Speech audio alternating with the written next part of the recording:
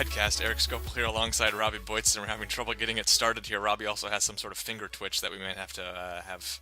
We might have to keep an eye on me throughout the whole episode to see what's going on with me medically. He tries to count me down 3, 2, 1, and I don't know. His finger starts twitching, and it's like he's got some cramp in his fingers. So, yeah. But we are started. We have started. So yeah. Anyway, welcome to what's probably going to be a memorable opening now for the eDuck podcast. Here we're at episode 8. So that's pretty cool. So we're 2 months in then. Yeah, 2 months in. So that's I guess good. 2 months since the spring game. That's a measuring point there. Yeah, so that means we are that much closer to football season, and actually we're nearing kind of the time where news is going to start kind of slowing down. I feel a little bit, maybe not too much with Oregon, but it won't stop speculation and all these preseason rankings, which is what's going to make up a lot of this particular podcast. Yeah, content and recruiting news, and that's going to be kind of what we're going to be looking at up until about fall camp from here on forward. Which would be middle of August. Yeah, so I hope you guys enjoy it, and once again, just quickly, big shout out to Heavy Heaters, Mario Gadini and Major Oni. Oh, those guys deserve they deserve all the credit. Oh yeah, they've been carrying this show. They're the reason why we're getting our listeners that beat. So so you usually have your recruiting info here, and I'm actually and you kind of stump me with it. I'm going to stump you with some kind of random miscellaneous ranking stuff here to open the show. I'm looking forward to this actually. This is going to be intriguing. Okay, so kegsandeggsblog.com, which is a great blog to check out if you're just a college football fan in general. Oh, fantastic! Has released the NCAA 2014 video game rankings. That's always fun. It is always fun. And so what we've got here, and this is, he's kind of, released them, I guess, in, different groups here. The first thing he did was release the top 15 players in the country, Robby. Okay. And we've got an Oregon player on that top 15. Would you like to wager who that player might be? Robby has, and first off, Robby, clarify, I do not know anything about this. Unless you're just a dead-faced liar. He has not seen this at all. I have a horrible poker face, so. Yeah, okay, I figured. So, yeah, I mean, I got a hand twitches, too. So, he's got a hand twitch, and that's his tell every time. Anyway, would you like to wager who might be on this top 15? Only one Oregon player, and then a total of 3 Pac-12 players in the top 15. Okay, so, all right, since we're talking video game here, I'm trying to think video game player. In my head, I want to say Marcus, but I think I'm going to go with DeAnthony Thomas. DeAnthony is the number 3rd player on here, the 3rd ranked player, as a 97 overall. And for those of you not familiar with the gaming rankings here, 99 is the highest possible on the NCAA and Madden format. But if you're in that upper 90s, you're almost pretty much unstoppable in the 90s, on a video game like that. I believe I saw the speed for DeAnthony was 98, so apparently there's room to improve. Yeah, good luck catching him. I wonder if they put that in there just so, like, in the season mode, you can actually give him an extra point. So he can start improving. Yeah. 2 players above him, Jadeveon Clowney of South Carolina, not a surprise, and then Heisman winner Johnny Manziel. Also kind of not really a surprise. No, not at all. But DeAnthony, they're number 3, which is, I shouldn't say surprising, but nice to see he's getting recognized. Obviously, one of the most explosive players. And he can kind of football. Yeah, and he impacts you on so many levels around the field. He's not just a stick him in the backfield type guy. He can hurt you as a receiver. He can hurt you on special teams. He can hurt you. Is he good on special teams? I hadn't heard that. He might have had a decent punt return against Colorado last year, but Kansas State opened that game pretty well too. Yeah, he did okay, but definitely not surprised with Manziel and the way. Obviously, he had a fantastic freshman campaign, winning the Heisman, and then Clowney. What I want to know about that is he's a perfect 99. Did I say that? No. He's a 99. Not shocking, considering when the draft passed. After this year's draft passed, all anyone really I heard talking about was just, oh, cool, next year Clowney's going in. So, for internet meme fans, probably the favorite. My favorite is Clowney tackling. I forget the running back from Michigan, but he then basically combusts. Yeah, and that's what I'm wondering. Like on the game this season, because I think I'm gonna go out and pick it up. I love playing these college football games. Okay. I want to see if you hit them square up like hit stick, will the helmet fly off with Clowney? Like, will Clowney be able to have a helmet and fly off? Remember, regulations have changed. Those helmets should be tightened. That's true. And if they do fly off, which maybe they will they be forced to sit a play, which is the new rule? Oh, I wonder. Yeah, I always wonder how in depth they get with those rules. Because I remember a couple years ago, NFL Blitz, they had some rule when they were re-releasing the game, and they said that they weren't gonna. The whole popularity thing was they didn't want to put injuries into the game because you want to play as certain players. That's the whole point. How could you put players into NFL Blitz, having played the N64 version? Oh, well, not college players. But No, I'm just no, saying, yeah. how could you injure players in NFL blitz? Oh yeah, you can. You just absolutely That's the fun of people it. get their arms torn off. Oh yeah, exactly. And then you can body slam and elbow drop them after the play. I mean, that spawned Midway. That was Midway's nice little resurgence after NBA Jam. There, that was I had an NFL Blitz 2000 for the original PlayStation. That was a fun game. Anyway, rounding out the top 5 behind D'Anthony, A.J. McCarron, Alabama quarterback, third Ooh. best player in the country. I think that was a little surprising, kind of an underheralded guy, although he has, obviously led Alabama to To glory. tremendous success. And he did, giving him credit.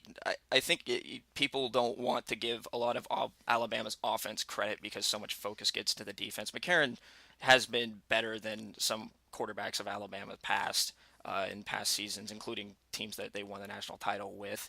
So I think, and you'll probably see a little bit more of that. What about McElroy? Greg McElroy. Yeah. I like McCarron. I think I don't know. I personally like McCarron, but and he's definitely better than JPW. JP. So Yeah. Fifth, we've got Marquise Lee of USC. He's also Makes 97, and then the third Pac-12 player is Kadeem Carey, number 15, at a 94, which is a little surprising, I think. Although little bit, but his success last year was pretty, I think, somewhat surprising, but it obviously has earned recognition because of it. Yeah, and though I like Lee definitely on that list. I mean, he's just an unstoppable receiver. Anything that basically you can throw up, he'll come down with. It's So, interesting. I think maybe another telling point of how far Oregon has come, though. In past years, if USC and Oregon had, two of the premier playmakers in the country, I think there'd be very little question on who would be considered the better player. I'm not sure necessarily in the video game aspect, but people would be considering Marquise Lee as the top player in the Pac-12, whereas at this point, D'Anthony's getting a lot of credit. yeah, and I think and remember, D'Anthony was for the longest time connected to USC, and him coming to Oregon, and that caused some shockwaves. So thinking about how scary it would be if those two were on the same team together. And Unstoppable. Marquise Lee also considered Oregon. That's true. So either way, but just think about them either with green and yellow or crimson and gold. That's a dangerous combination, especially when you put them both in the receiver position as well. I wouldn't want to be a defensive back on the opposing team if I was lining up against both those guys. Yeah, I think that's an understatement. So yeah. Now I want to let you kind of guess here. Okay. We also have team rankings.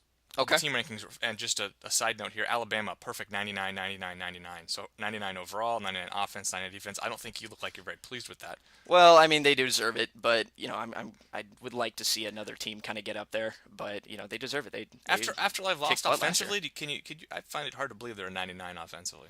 But it's that whole the whole concept of they don't rebuild, they reload. They bring in all these it's the recruiting class, the recruiting rankings, same thing. You get the same thing with USC. EA Sports is essentially saying that Alabama is perfect. Well, I wonder how many people I mean, obviously you got college football fans, but how closely is everything completely fall? How many experts do they have going into this?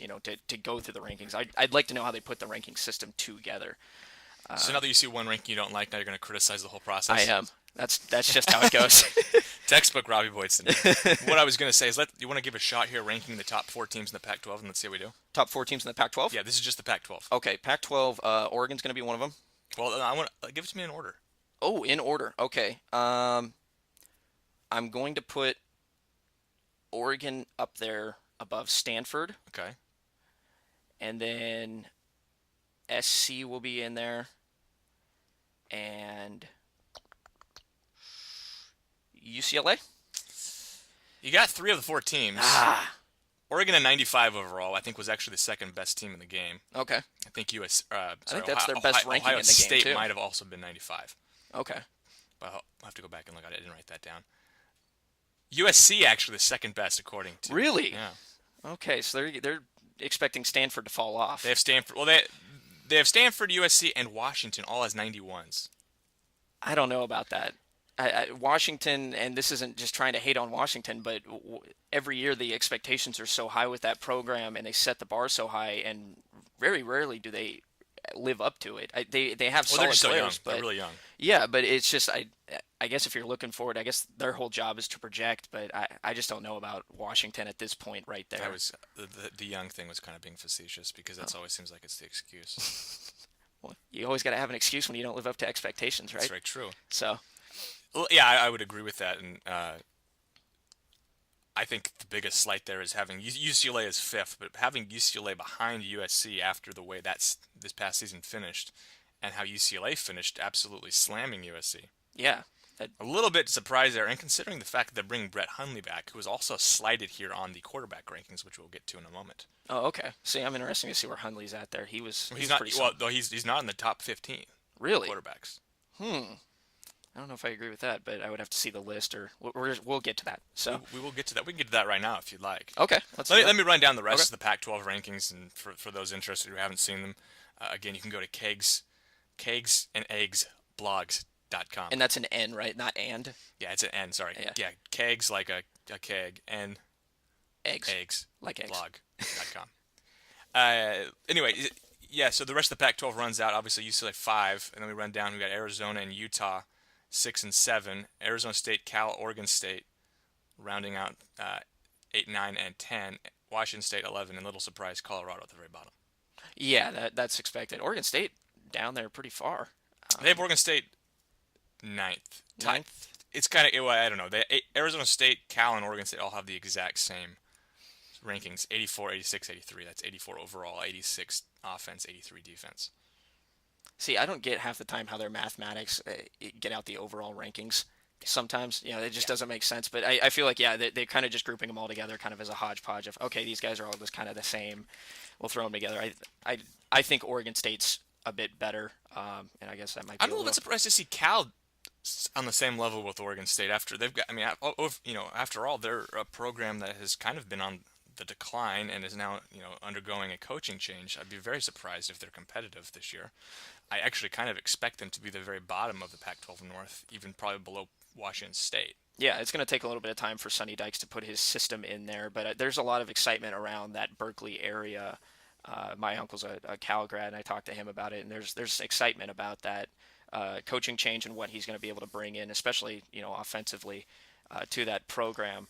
And I think they just need to get the right they need to get the right pieces together. Cal's kind of a sleeping giant right now, if you will. A And I little know bit. and I know they've been very successful in past, and Tedford took them to some real high points there. Obviously some real low points as well, but you know He had him in the top five. I mean, he had him at one point. I think he had him at number two. oh yeah. They were one of the number twos that lost during that roller coaster year, I believe. That game at Oregon against Oregon State. Kevin Riley was the Beaverton's own Kevin Riley was the quarterback in that game for Cal, I believe. I think he was subbing in that game. Was it for Longshore? Yeah, I think so. It was a few years back, so I don't completely quote me on that, but I'm pretty sure that's how it But went with with the new stadium renovations and obviously a lot of talent up in Northern California, down. Yeah, I, there's no shortage of talent. You'd expect in them to that be state. very, very competitive, and obviously with Stanford now rising to be one of the top programs, not only in the West Coast but also in the country. And there's that. I mean, there's few few rivalries in college football that rival the hatred between Cal and Stanford, and I think that really does. The coaching change and all of that. Seeing Stanford go from a few years ago being the bottom of the Pac-10, kind of the punching bag, to now being where they're at right now, Yeah. top of the heap in the Pac-12, and Cal kind of going the opposite direction. There's that fire burning there in Berkeley to go. We can't. It's almost like we got to beat Stanford. Don't worry about everybody else, but we got to take care of it. We got to catch back up to Stanford, and so they're Yeah, it's setting some lofty goals there. it Definitely. it is interesting, and we'll get back to the rankings in a second, but kind of a similar situation, as to what's going on in Northern California is what's going on in Los Angeles with USC and UCLA. Obviously, for so long, the Trojans were very, very much the team to beat in the conference. They were kind of where Oregon has cemented themselves at this point, and probably even at a higher level. I mean, there's obviously incredible amount of talent in the Los Angeles area, and for UCLA to kind of almost out recruit USC over the last couple of years a little bit. I mean, at least it's competitive. That's kind of a turning point there. And then for last year for UCLA to just put it on USC. And that's good for that city. It's good to have healthy, two healthy programs there. It's good for them. They tried to lay that groundwork when Neuheisel came in. They had the big billboard saying, they're not the only team in town or something to that effect. But they were basically announcing we're coming back. They weren't able to pull that off. But now under Mora, he brought in this new hard-nosed attitude. Obviously, if you've listened to any of the interviews, you kind of get a sense of his attitude on the football field and how he conducts business. Yeah. And I think he's straightened up that UCLA program. It's I guess tighter ship in how it's run, and I think the evidence is on the football field with how well they played last year, and taking it to USC, who's always been kind of known as that, partier, a little bit more of a looser atmosphere party school. Yeah. And they were able to, under Pete Carroll, they were able to get through that. But under Lane Kiffin, it hasn't been, it's been inconsistent. He's had success there, but it's been inconsistent to say the least there. And I like the fact that UCLA is finally getting back to that kind of a stature, given that, there's no NFL in that town. So when it comes down to football season, UCLA and USC are what's talked about, and for so long, like you said, it was just USC, and it had to be, it had to be pretty sickening for UCLA fans to hear that year after year. So it's a nice little turnaround. Also, somewhat sickening is the quarterback rankings, which I hinted at a second ago. Yes, Hundley not on the list. Actually, the Pac-12's top quarterback is Oregon's own Marcus Mariota, but you'll be surprised at how low he is. How low? 10th. Really? 10th behind. And let me read off. Some of these names are familiar because Oregon's played them. Okay. A couple of these, actually. Derek Carr of Fresno State, above Marcus Mariota, who's a 90. Okay.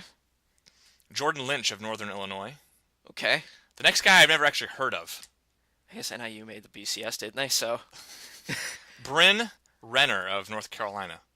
I've heard a little bit about him. I don't know a lot about him, but I've heard a little bit just watching, some college football shows, and I'm gonna look forward to watching him this year and see if he lives North up Carolina. to North Carolina. We were talking about this last week a little bit, not on the podcast, but just I think the two of us about how North Carolina always seemingly has like 17 guys in the first 3 rounds of the draft, and then wins like 4 games that year. Yeah, as a college football school, not very good, but they produce individual athletes. They produce some pretty good individual athletes there.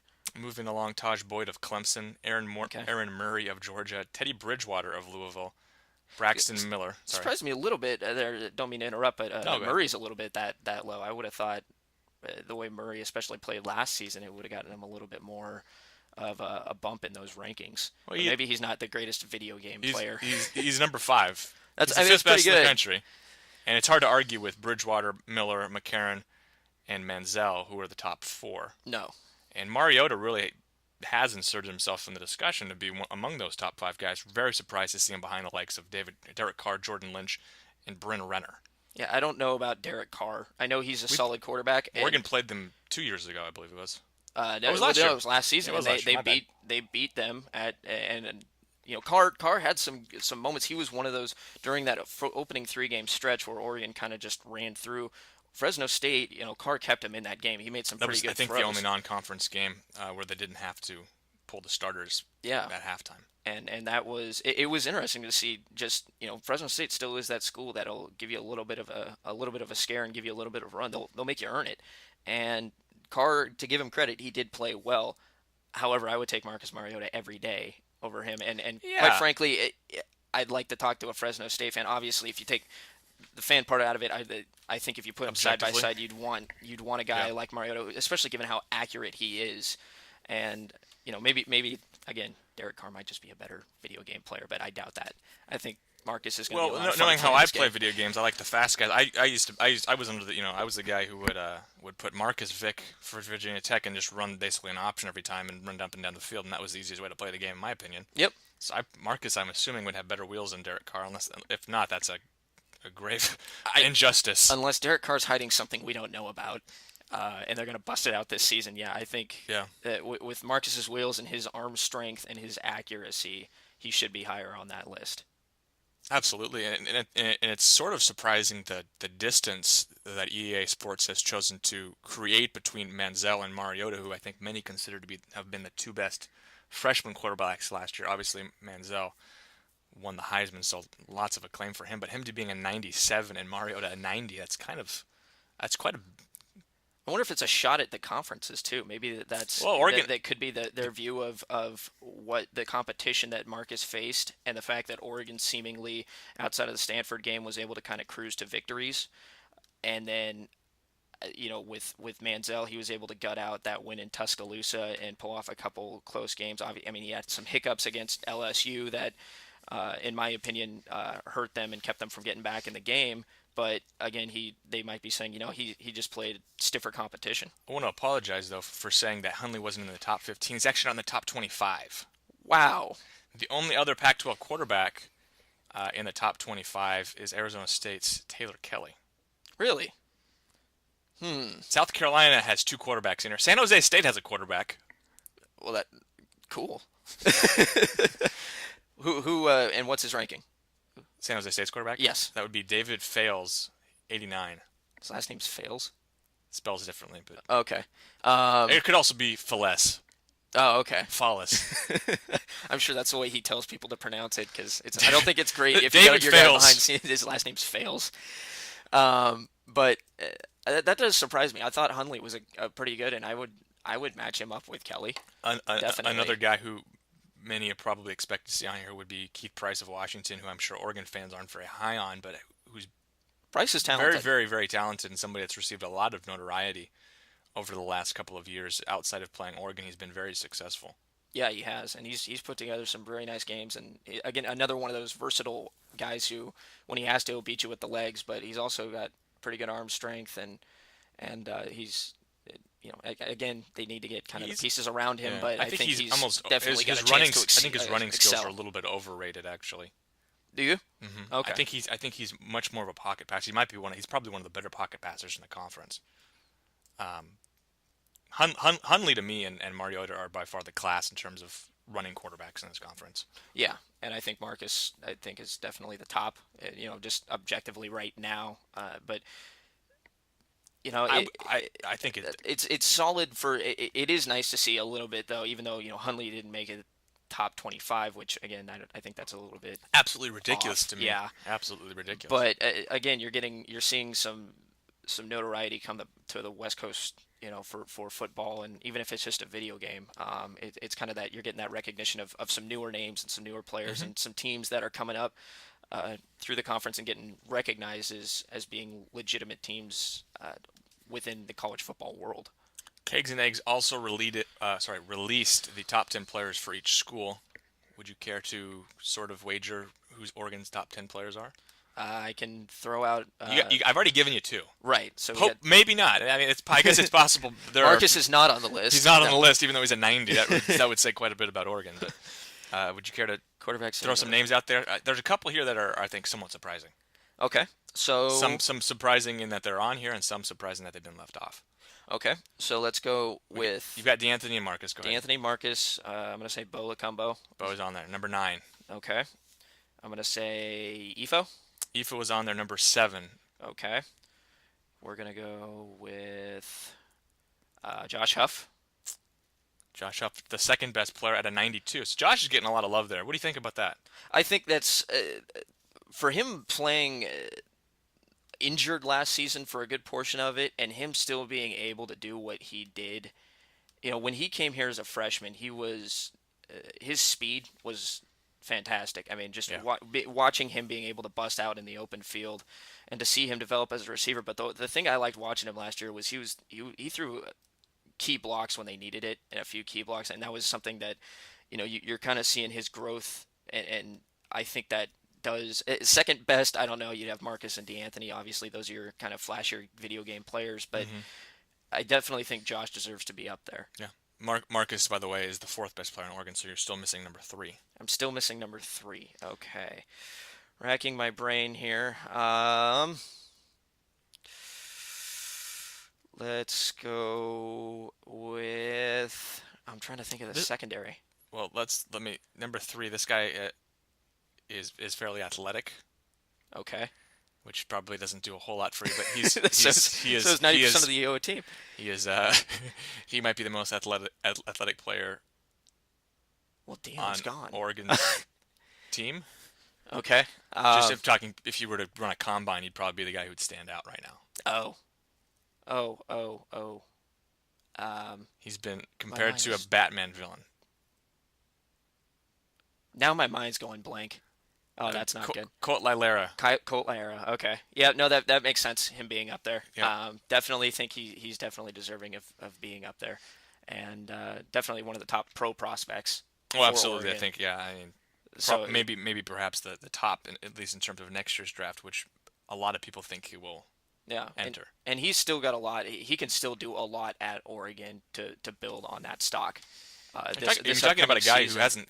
He didn't get the ball a ton last year, and he was still able to make an impact. And I think with them making those new packages for him, and if they can get him a little bit more involved offensively outside of the blocking aspect, he really is just a dangerous I mean, weapon. we're talking about a guy who projects, according to some, to be a first or second round draft pick, and yet has only had about 30 receptions in his Oregon career. Yeah, So that says a lot about physically what they see.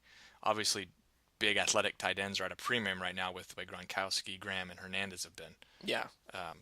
But someone like Lairdla has definitely drawn comparisons and will probably continue to those type of players. Yeah, definitely. And I mean, you couldn't ask for anyone better to come in after the absence of after you lose a top guy like David Paulson, and his what he did at Oregon and building a stellar career at that tight end position and really kind of setting the tone for the modern version of the Oregon tight end. Yeah. And he was kind of the measuring stick, and Colt definitely has the ability to exceed that.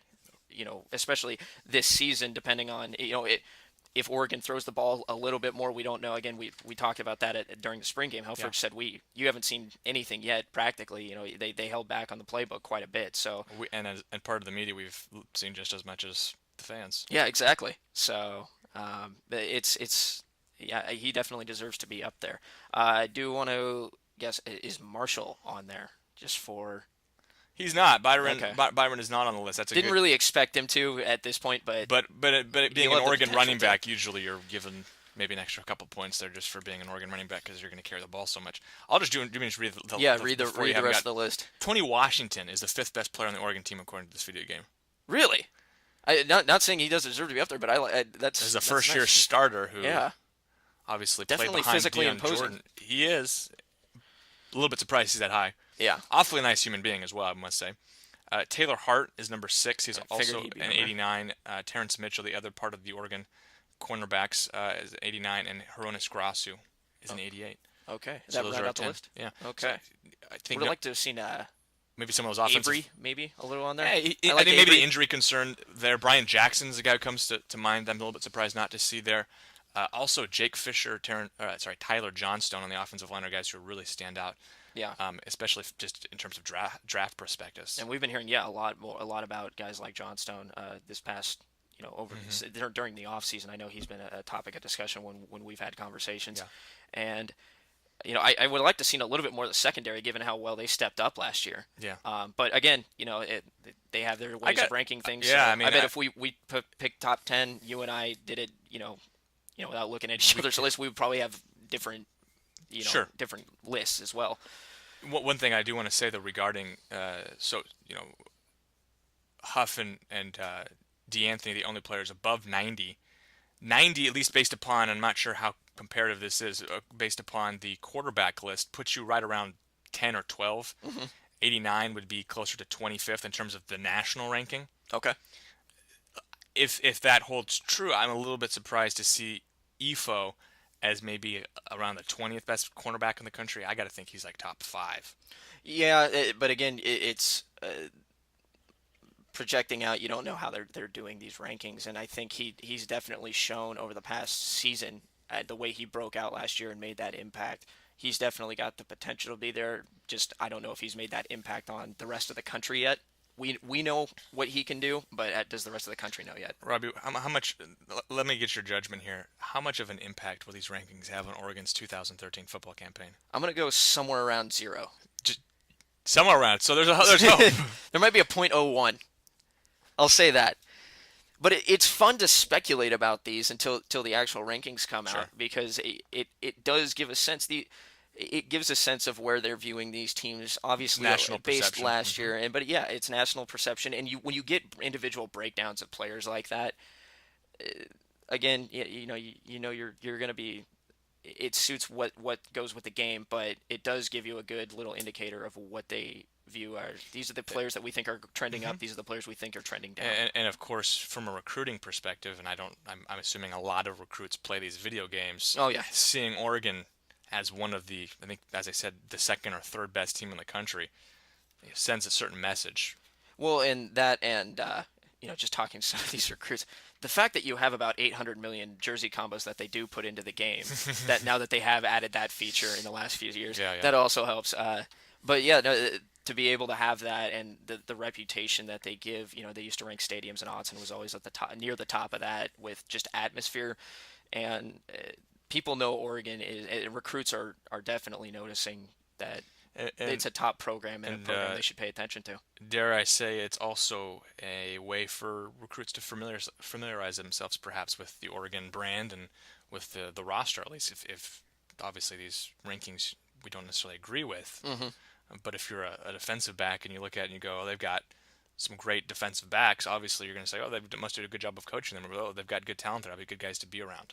Right, right. Now, the funny thing is they're going to have to go on, if they want to know who exactly they are, they're going to have to look up the names.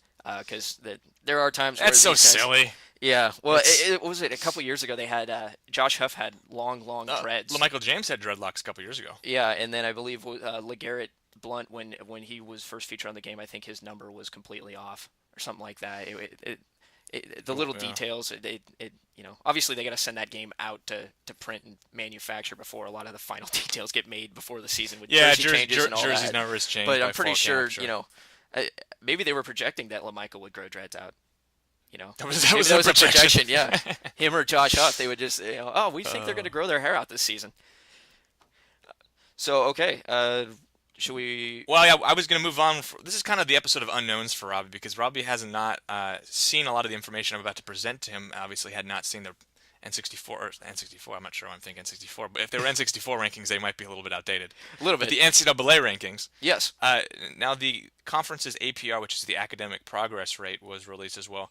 A good way of just, I guess, recognizing academic achievement and kind of ranking, if you will, the conference in terms of how they do academically. Nose a prize, Stanford, I think for like the fifth year in a row, is at the top of the conference. Might even go further back. That's about as far back as I was able to go.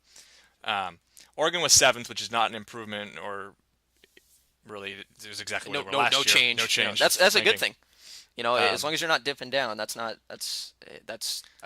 good thing. So for those who don't understand the concept here, I had to do a Wikipedia search, which is perhaps maybe not the most accurate, but I have yet to find anything that really. It's the quickest way to get. It's the quickest way to get the information, rather than going to the NCAA website, which I don't.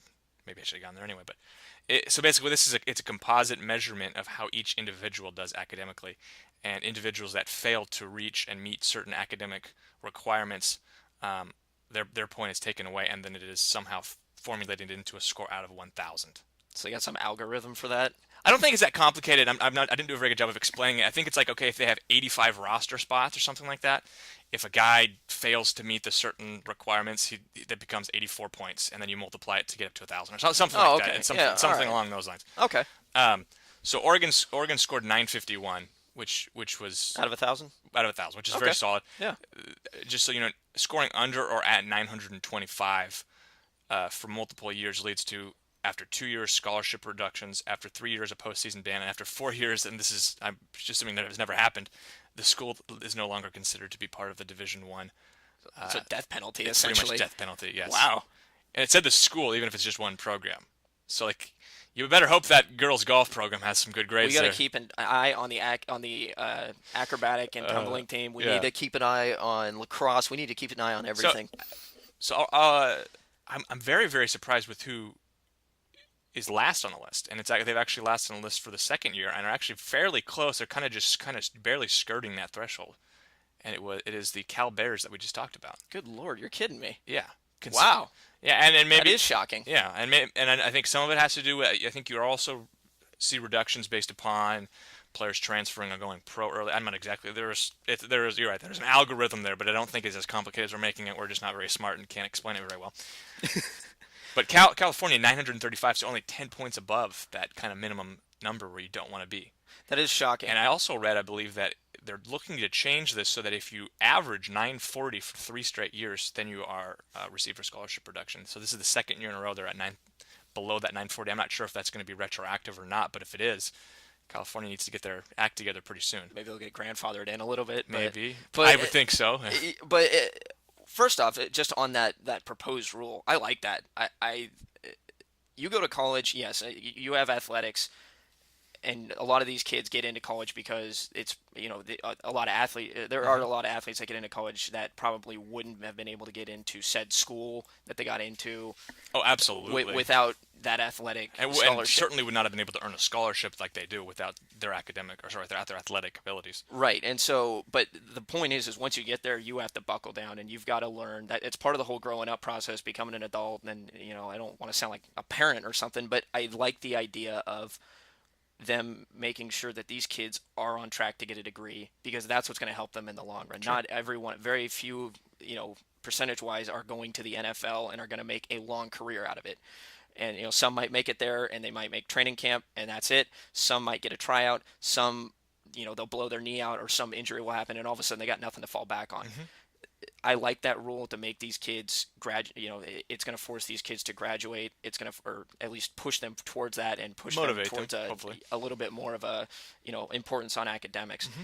That being said, given the institution that is Cal Berkeley and how much, if you've ever walked around the campus there, it's gorgeous. It's beautiful. And they have so many buildings, just large research buildings, large science buildings, all these, they have a little bit of everything there. The campus goes way up into the hills, and it's a very big campus, but their reputation relies highly on academics. And for that football team to come out 2 years in a row now, that does not look good. And I've got to imagine that the AD there, that might have been part of the motivation towards making a change with the head coaches as well. One thing I will say, and I don't know exactly how this is put together. A school like California that is perhaps more challenging than, say, Arizona State, who's 11th on this list. Perhaps the students are taking harder classes or being challenged more and therefore are unable to meet those requirements, whereas a student that attends Arizona State or Washington State, which are 11th and 10th, here, no slight to those schools, but those might not be quite as challenging. That's true. And we also don't know how everything's put together. So, but these rankings, as they come out, state that California is the worst in the conference, and actually by a fairly large margin. Well, and Arizona State lets about everybody who walks onto the campus in. I believe it's the second biggest school in the country. Yeah, I think they're the ones that are trying to get like 100,000 or something like that, some ridiculous amount of undergraduates, and they're just kind of letting anyone who can walk and chew gum at the same time. Not a shot at them. That's difficult, by the way, walking and chew gum. Hey, sometimes I can't. I got the hand twitch. I might not be able to walk and chew gum at the same time. I might not be good enough to get into ASU. Don't apply to ASU then. I'll just read out the schools above Oregon, and then you can, if you're keeping track at home, you might want to have a pen and paper so you can figure out who's below Oregon, because we can move on after this. And if you figure out the algorithm, please send it to us. Yeah, but we'd love that. Well, I'm not sure we would, because I'd probably still be confused. Stanford number 1, UCLA also probably not a surprise number 2, Utah, Oregon State, Arizona, and Washington all above Oregon. So that means Colorado, USC, Washington State, California, Arizona State. Hey, they beat USC. We beat the Trojans. But at least they're not teetering that line. And even if that new rule went into place, they'd be close. But they're not teetering that line. So Oregon, they're actually the actual the ranking in the conference is the same, but the score itself has actually gone down a little bit. Oh, has it? I think it was 956 last year, 951 again. I don't. Okay. Know it could be. I'm sure, assuming that if you're within about 10 points of each other, you're probably fine.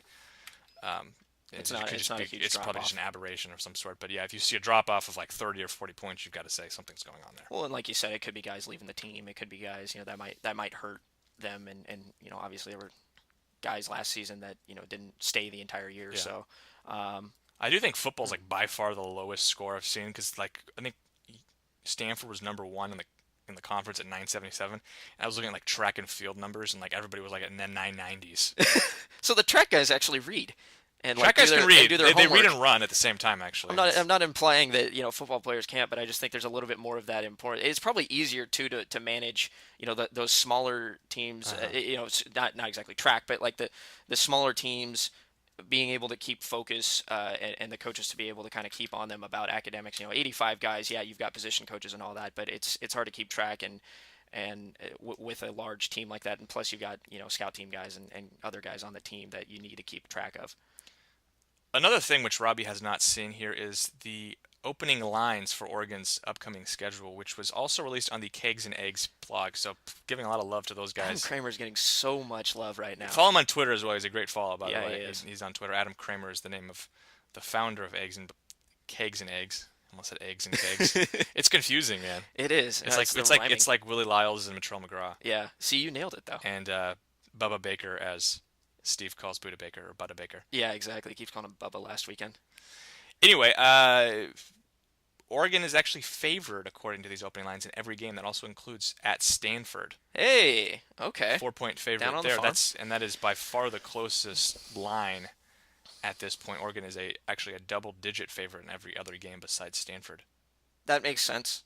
Given how they played last year, the firepower they're bringing back, the key players they're able to bring back, that it does make sense to me that it's like that. I wonder what's the highest. What's the, okay? Taking out Nicholls Nicholls State State is actually not on here, so I was going to say I guess okay. we are led to assume Nicholls State would be more than a 10-point underdog. Don't lay money down on that game. So if you do that type of thing, I would never lay money. First off, yeah, you can continue, but I would never lay money down that because we don't know how Helfrich is going to approach these blowout circumstances.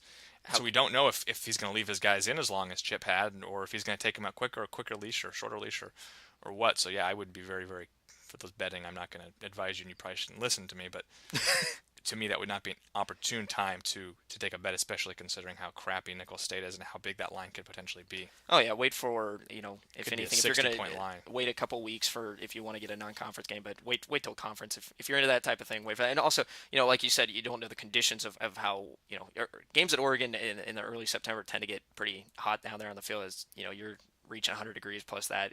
Is he going to try and keep those guys hydrated and get them off, like you said, get them off early? And yeah, that's a sign where you're going to get a ton of cramps. I guarantee that. So I'm interested though in what game are they? What's the highest spread in a conference game? Conference game? The highest point differential, I guess. Be at Colorado. Okay. At 37-point favorite, and Whoa. Of course these may change, and I assume these games will be much closer by the time the game, or maybe they'll be even larger. I mean, you never know. There's a lot of circumstances that you never know with take Colorado place here, but yeah, Colorado, a 37 home underdog to Oregon, and Washington State, the largest home game for Oregon in terms of the margin. They're at 35.5. What are they looking at for that Let me just read game? Down. The new game, and I was looking for Washington as well. Let's read down the list. So okay. Outside of Nicholls State, which is not included here, we've got Virginia as a 21-point underdog to On Oregon. The road. Okay. Tennessee is a 25-point. California 34. At Colorado 37. At Washington 14. So that's close. I believe the third closest game. Washington State 35.5. UCLA 20, which is also fairly large considering UCLA probably projected to be the South favorite this year, along with Arizona. Utah 28.5-point underdog to Oregon. Whew. That's so that makes, let's see, 1, 2, 3, 4, 5, 6, 7 games where Oregon is at least a 20-point favorite, not including Nicholls State. 7. So we'll likely 8.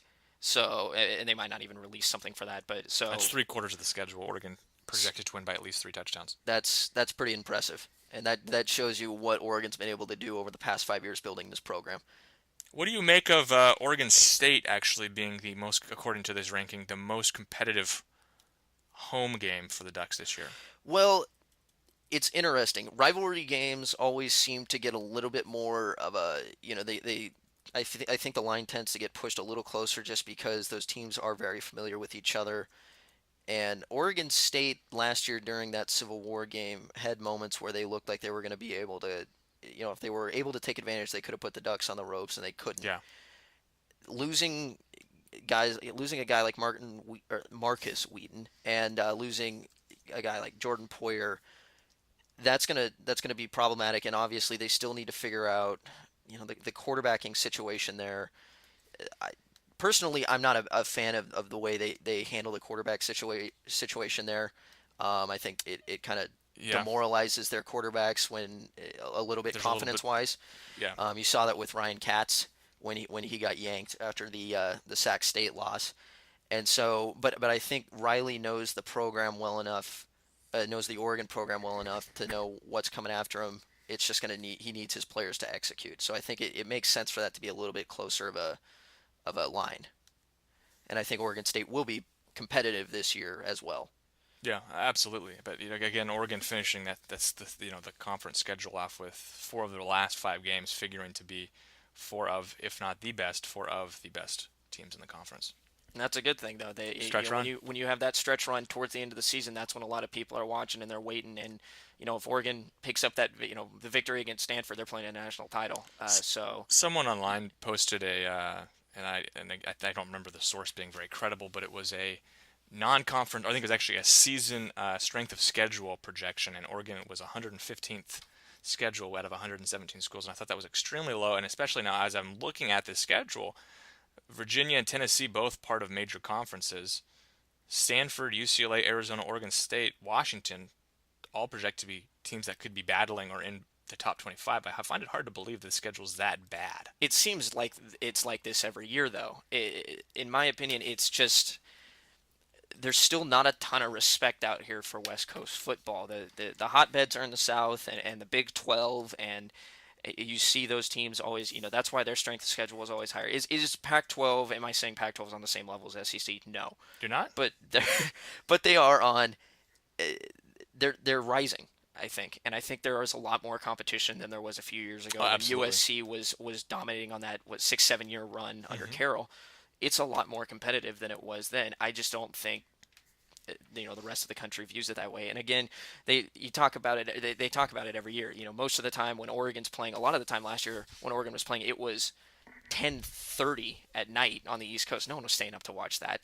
So there's a ton of people on the East Coast that just don't care because they don't care to watch West Coast football, and it's on too late anyway. So there is they talk about the East Coast bias, and there's a little bit of that there, I think. So I think that'll change as the season gets closer, though. And I think once they release the official rankings and all that, I think that'll modify that strength of schedule a little bit. You want to talk about some recruiting or anything going on? Is Oregon still recruiting anyone right now? That's the first question. I think is recruiting still going on? They're just going to stop right now for just to give us a break so we don't have anything to report for the next couple until weeks. fall camp. Yeah, that's the next part of the media cutoff is just no recruiting now. They actually stop recruiting so we can't. They're doing it out of spite. There's nothing to talk about. There was a little bit of recruiting, and so last week obviously we were very heavy with talking about Oregon and FTC. So you had tons of interviews, and now this week you get me and Eric, which is a huge letdown for those who and people click. But no, there was one of the guys who was there last weekend, and this is kind of jumping ahead a little bit to 2015. Sure. Osa Messina, who's a top prospect out of Utah. Yeah. And he plays quarterback in high school, but he's projected to come out as a linebacker. He's got great size. I got it right here, according to Greg Biggins, who, once again, thanks to Greg and Brandon for being on the show last week. And seems to be a fairly reliable source. A little bit. Seems to know a little bit about what he's doing. Although I think at the camp you actually called him Blake rather than Osa, so trust the source there. Say again? Nothing. Oh, do you remember that? There was a weird exchange with him initially. He thought he was another player. Oh, yeah. No, that's right. Yeah, you're right. Well, when you got that many people around wearing similar shirts and, they all kind of have, I don't know. I guess I could get confused. There's a ton part of the reason the confusion occurred is because he was confusing Osa with with Washington commitment. Is it Chase Blakely? Yeah. Because Osa was wearing a Washington hat on the Oregon turf. Oh, that is a ballsy move, my friend. I know. I give him credit for that, and definitely Washington's one of those schools that he's very, very high on this early. One would think. And he did a little trip. He visited Washington, Oregon State, and Oregon last weekend, and I got a chance to talk to him. And he's still, obviously, this being very early, he's heading into his junior year. He's still kind of doing the feeling out process, but obviously Washington's showing great interest in him. Oregon's showing good interest in him. He got to meet with Don Pelham and Nick Aliotti. He got to sit down, kind of discuss. He got to see the facilities, discuss kind of schemes and stuff like that, to talk a little football with them.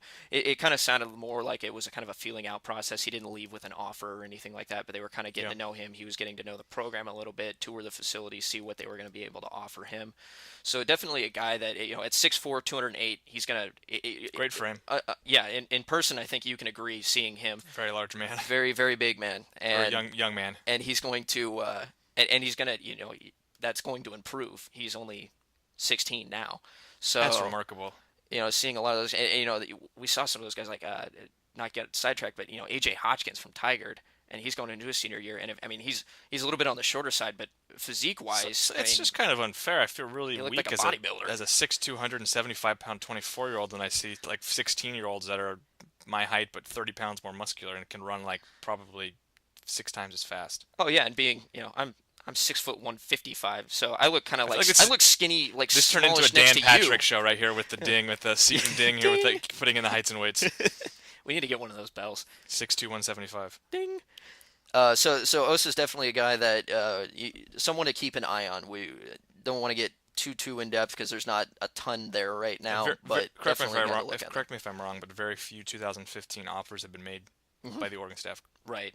There's a lot more focus, it seems like, right now over the last few weeks, kind of getting more into setting the groundwork for this class heading into the summer. Sure. Obviously, when summer break comes up, these kids are going to go. Yeah, they're going to be playing summer ball. They're going to be definitely taking visit. The ones who want to take visits will take visits, but there's some of these guys that just they're not going to get too heavy into recruiting. And once July hits, they'll do their drills and summer ball and keep training, but they're going to go on vacation. They're going to kind of put recruiting on the back burner. I know one of the kids I talked to a few months ago, Zach Bornstein, who's a big tight end target. He's not getting into recruiting because he's going to be competing at the Pan Am Games this summer. So what, track? No, he's a or maybe it was track. It was a few months ago. I think he's a thrower, but he's competing in the Pan Am Games. He wants to be an Olympic athlete. So wow. Yeah, but he's also a heck of a tight end prospect and a great size to him. But he said, he's putting recruiting on the back burner until he's done with that, and he was going to be training for that all through the spring.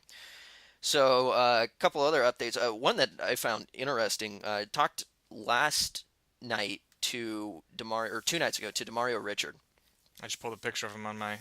Yeah, he's a nice looking fellow there. Well, he's on the front. He's the front of eDuck right now. So yeah, 5 foot. Oh yeah, and so and make sure if you want more information, check out eDuck.com. We got recruiting articles. We got a great forum. Participate. Sure. There's a lot of good back and forth there, and we've got just a ton of people. That's the nice thing is going into the summer here. We've got such a great network of people from Scout. I'll be doing what I can do, but we also got guys like Craig Loper. You're going to be out with me at the opening there, doing your thing. And then we've got. What is my thing exactly? Can you tell me what my thing is that I'm doing? Well, you're going to be helping me look at these athletes, evaluate a little bit, and then I'm totally kidding. Helping with you helped out with the interviews last week, man. I'm happy that I have a thing. Yeah, no, you're part of the whole crew, man.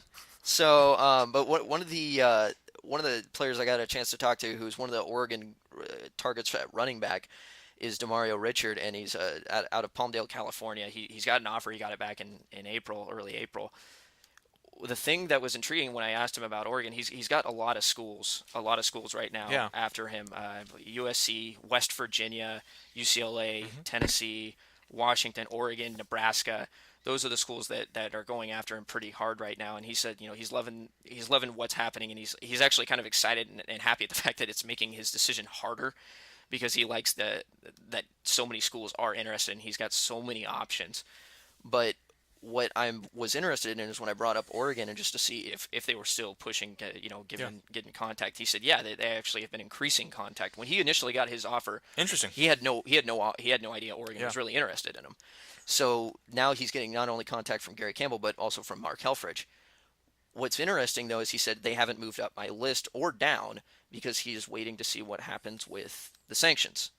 And the punishment, So obviously we're not speculating on that. But the thing he said, I asked him hypothetically if it didn't go down, if the punishment's not too severe, and what would happen with Oregon. And he said, well, I got to take the visit, which he plans on being here next week on the 18th to work out. Wow. So he did say he doesn't know exactly what he's doing. He just knows that he's working out for the coaches, and he said he's gonna put on a show.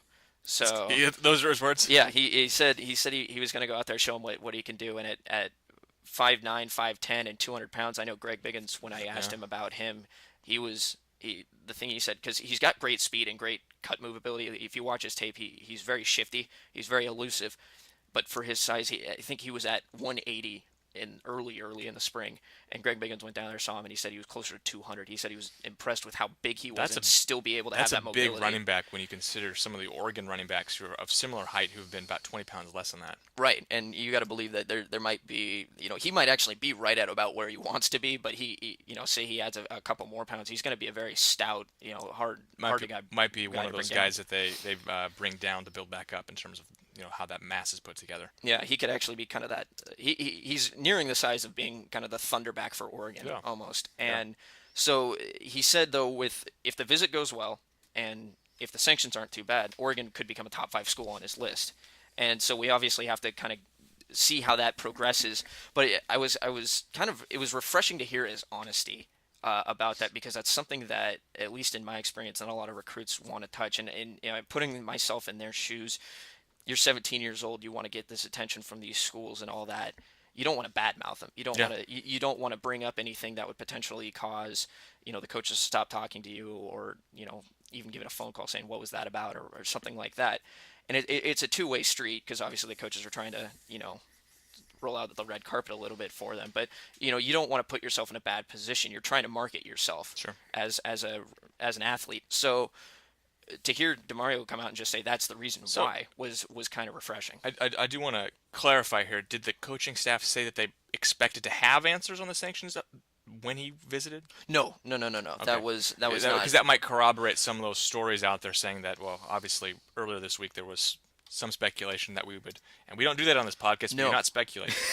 There was some. That's our motto. That's our motto, that we don't speculate.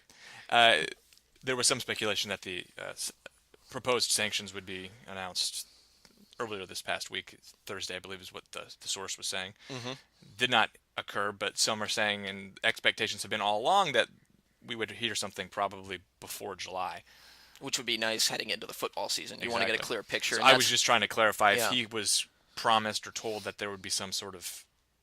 No, and that's they definitely he did not say that. But the thing is that's nice, is that if they do come down in July, that is enough time for Oregon to not only devise a game plan, but to basically kind of put it out there to these recruits and formulate a game plan to go after recruiting. Last year it was so awkward with the timing, with Kelly leaving and Helfrich taking over and people not really knowing what was happening because they only had 3 weeks till signing day.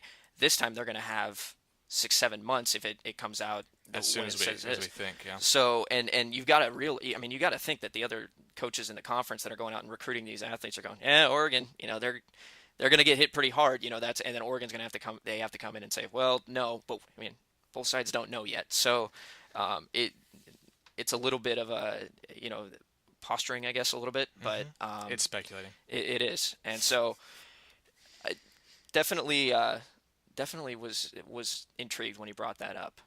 So I'll move on to the next thing. I did get a bit of an update on, and this is good news for Duck fans. Morgan Mahalik, quarterback verbal commit, and he is. I got a chance to. I didn't get a chance to talk to him on the phone, but I got a chance to kind of go back and forth texting with his dad, Jeffrey, and with a G. With a G, Geoff. So he was very nice and updated me on what was happening, and quite a number of schools had come out to see to see him throw and to see I got it right here, it said UW, USC, UCLA, ASU, Colorado all came out to see him throw. Schools. And they like him, but they haven't offered, and they said the reason why is Morgan told them point blank, you're not going to flip me. I'm a Duck, and you're just not going to have a chance to do it. He said Wisconsin, Kansas, Nebraska schools that were very intrigued by Morgan's talents and were pursuing him, they gave up once he made his commitment, and basically told them the same thing. So you're seeing that Morgan, and they talked about this with Tyrell Crosby, who's gotten, Brandon brought that up, and he's Florida, I believe it was. Yeah, and he's getting a lot of attention, and you've got to expect that Morgan Mahalik was going to get that similar thing when a school like Oregon not only offered him, but then he turned around and committed so quickly. That's going to set off a red or a light, to those opposing coaches. Like, did we miss something? Was there something under the radar? So Morgan's someone who has come under the radar, as he was not a starting quarterback last year. Right, and now all of a sudden he's we talk about Elite 11. One of the Elite 11 quarterbacks. So, I mean, he's definitely kind of come out of a little bit out of nowhere there, and Oregon, he might be, the steal of this year's class, honestly, when you look at kind of how it all went down. And, we're very early, but... I was going to say we're like maybe a third of the way through in terms of the number of commitments that would figure to be a part of this class, but yeah. Right. But as of right now, he's definitely kind of... He's holding that spot, it seems, a little bit there. Have we had a chance really on the podcast to discuss the two recent commitments, the two junior college players? Oh, Dominic Harrison. And Tuitalia. Yeah, the other name. I said Dominic's name first because I don't know if I would have pronounced the other one quite as well. Right. No, we really haven't. Maybe so just briefly touch on it, and then we can end this podcast unless you've got other. Just a quick thing. Just wanted to say, Buda Baker, who was at Oregon last weekend, we unfortunately again weren't able to interview him because he had to catch a plane. He actually took an unofficial to Oregon, got to check it out. Greg Biggins got to talk to him, and he said that the coaches are talking to him about what positions he would play. He says he prefers to play safety. Mm-hmm. Some coaches like him at corner, but I think he's willing to kind of move back and forth. He's definitely got the ability to do it based on what we saw last weekend. Oh, absolutely. And he's basically said Oregon's in his top 5 and really at top 3. And he said he might commit very soon. Actually, that was kind of the interesting thing was he said he wants to visit Notre Dame and stuff like that and Arizona State. But he said I might decide quicker than that. So you get the feeling Oregon's the favorite there, huh? I do. I think that he's definitely, and I think Oregon's pursuing him as such. They want him on that. He's one of their top targets. So and he should be.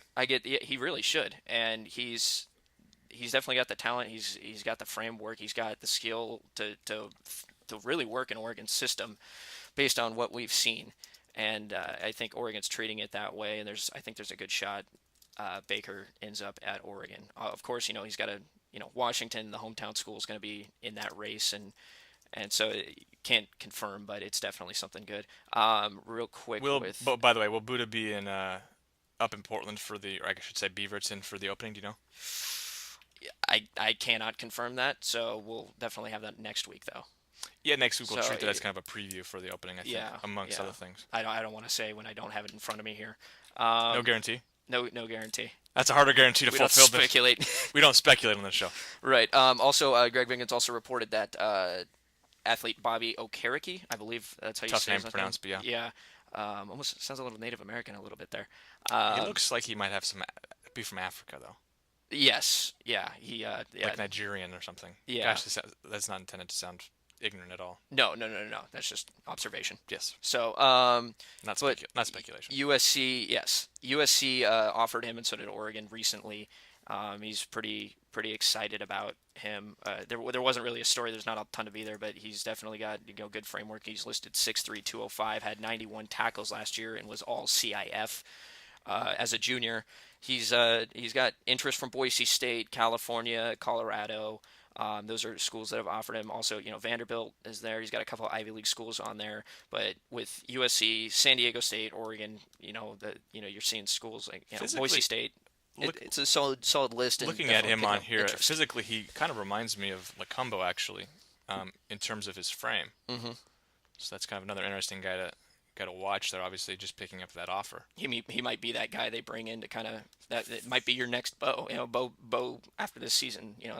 It's his senior year, his swan song, and he's put together a heck of a career at Oregon thus far, and definitely looking forward to seeing what he can do his senior year. And so we'll talk a little bit about. Okay, so Harrison he's a JUCO defensive back. Looks to project as a cornerback based upon what we've heard. Yeah, and did tell me that his goal, All-American. Right off the bat, he said, "I got to be an All-American."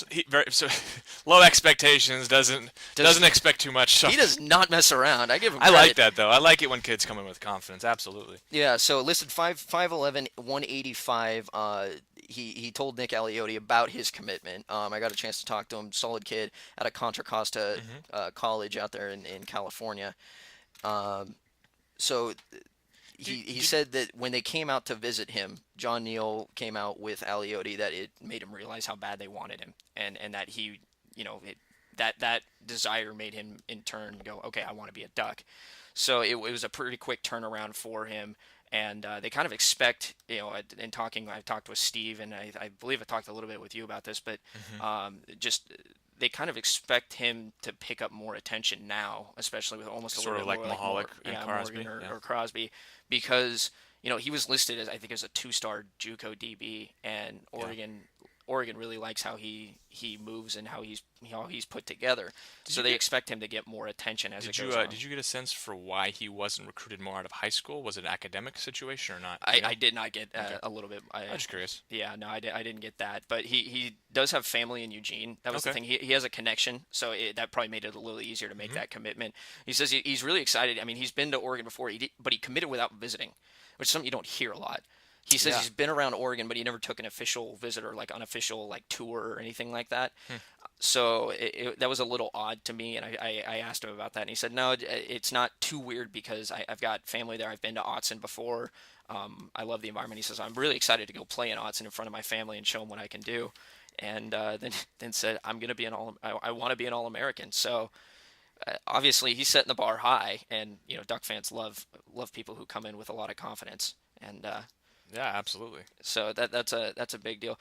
And then, okay, so we finally got the mystery, The super secret mystery recruit that Cloper had been talking about, or Klopper had been talking about on the forums for a couple of days there. just tease after tease. It wasn't intentional teases. No. We talked to Craig, and he kind of explained the situation. It sounded like he anticipated the information becoming public earlier than it ended up being, at least earlier than the recruit ended up being willing to and disclose the information. And credit to him for being able to hold off and being as patient as he was, Yeah. because there's within our industry, at least we know how things can go sideways and things can go And things can go behind people's backs, and for him and Talia to have that, or excuse me, Talia, to have that kind of back and forth and be able to have that kind of trust to make the story happen and to break that, props to Craig for being able to pull that off. So Former Washington commitment. that's the thing Duck fans are going to like. This is they can rub this in the face of Huskies fans. Seems like it happens about once every Oregon steals a Washington commitment, and then the guy ends up being a stud. Right, and Tulia might be that guy, to 6'4", 265 pounds, and he's looking at D end or D tackle, according to what Craig Loper has here. Sounds like maybe more of an interior lineman if he grows into it. Yeah, and so, but either way, that's taken because we were talking about how we've talked about with the defensive end class and the defensive tackle class, and I know Marty on our forums, Marty Martindale, said that the defensive tackle class for this year, just nationally, probably isn't as stacked as it could be. And this is a year where Oregon will need to bring in some defensive linemen because they lose so many, 3 or 4 guys who are really involved there on the defensive line. So so to get a guy like Talia who is going to come in with experience, Sure. That's big. So big.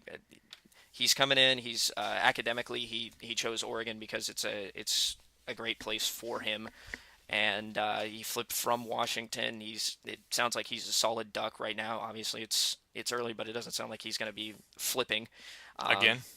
No, yeah, definitely not doing that. I believe was it because Damian Hobbs, I believe, was 3 schools in a couple weeks last year. Well, Josh before Huff he was entered Josh Oregon. Huff committed to a number of schools before ending up at Oregon. I remember that was a signing day coup, if you will. I think he was down to Oregon and Minnesota and Texas Tech, I believe, or TCU, and I believe he had formerly been a Minnesota commitment, formerly a Texas Christian commitment, and then ended up at Oregon. So I wonder if when he was walking down the hall, he was like Prevost, who he didn't know who he was going to pick until he got into the gym. Well, it is interesting that of all of the, and we can end this tangent here and then maybe call the whole podcast. Yeah, we're running. Yeah, you got a lot this week, people. We got a lot this week. But it is interesting that of all of the Texas signees, that the one who was flip-flopping the most has been one of them who has really stayed his ground and really stuck it out at Oregon, through difficult circumstances in some cases. And then you look at guys that made earlier commitments or people who seem really solid that haven't stuck it out. So Right.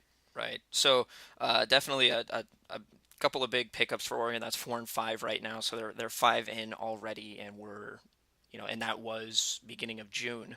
So they're going to head into, now we've got the opening coming up. That's going to actually kind of bring in. I know Biggins reported that Jonathan Lockett, a top DB out of California, will be coming to visit Oregon before he goes to the opening. And this is kind of an opportunity for athletes that want to check out Oregon or Oregon State that wouldn't normally be able to. This is a chance for them to do that here at the end of the month. So definitely something to look out for. That'll probably be the last big recruiting news cycle thing before we head into the deep, dark summer. And deep and dark for the summer? Well, no, just in terms of this recruiting. isn't There's no Westeros. news. Yeah. I guess that was a little morbid, I guess. But yeah, so there's you got updates on recruiting there, and that's kind of how I think we're going to wrap this one up this week. So, Eric, I hope you enjoy your weekend. Oh, by the way, congratulations to it's graduation weekend, so congrats and a to all the number UO of grads. University of Oregon grads, along with football players and basketball players graduating. So congratulations to all those Ducks. And avoid that long ceremony with everybody. Just go to the one that has your school. That's my advice. Yeah, that's long enough already. I'm not going to give any advice. Okay.